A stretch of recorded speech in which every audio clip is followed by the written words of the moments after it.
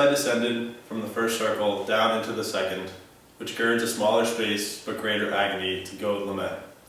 There stands Minos, snarling, terrible. He examines each offender at the entrance, judges and dispatches as he encoils himself. I mean that when the ill-begotten soul stands there before him, it confesses all. And that accomplished judge of sins decides what place in hell is fit for it.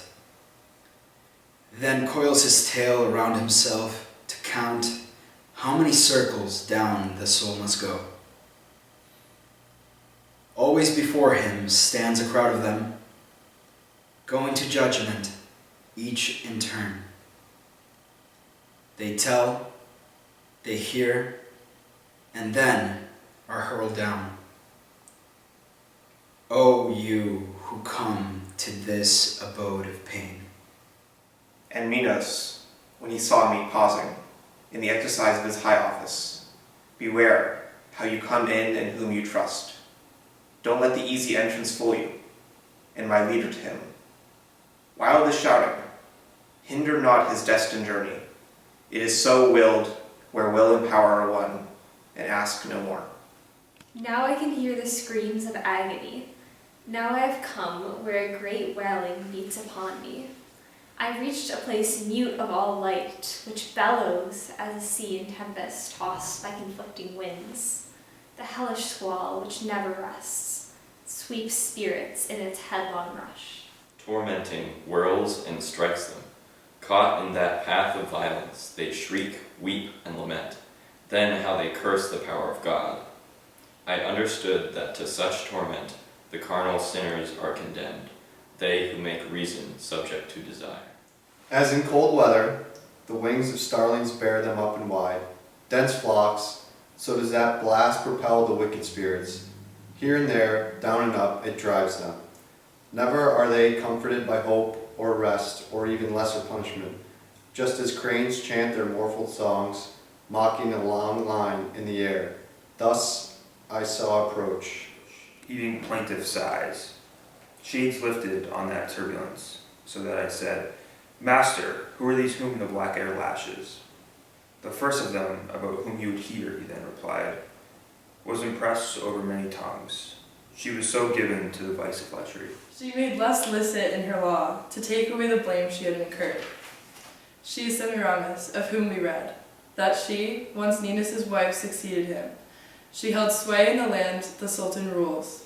Here is she who broke faith with the ashes of Sychaeus and slew herself for love. The next wanton is Cleopatra.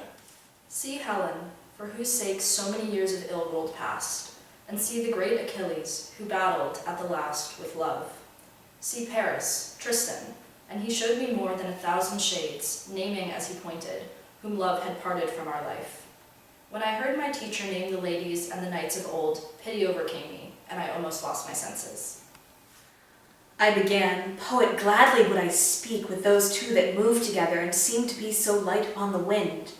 And he, once they are nearer you will see, if you entreat them by the love that leads them, they will come.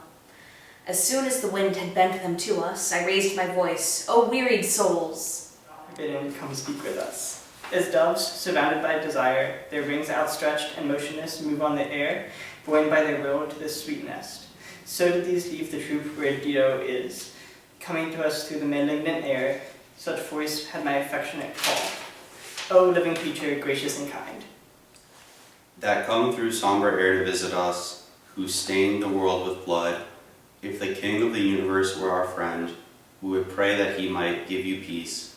Since you show pity for our grievous plight, we long to hear and speak of that which you desire to speak and know, here while the wind is calmed.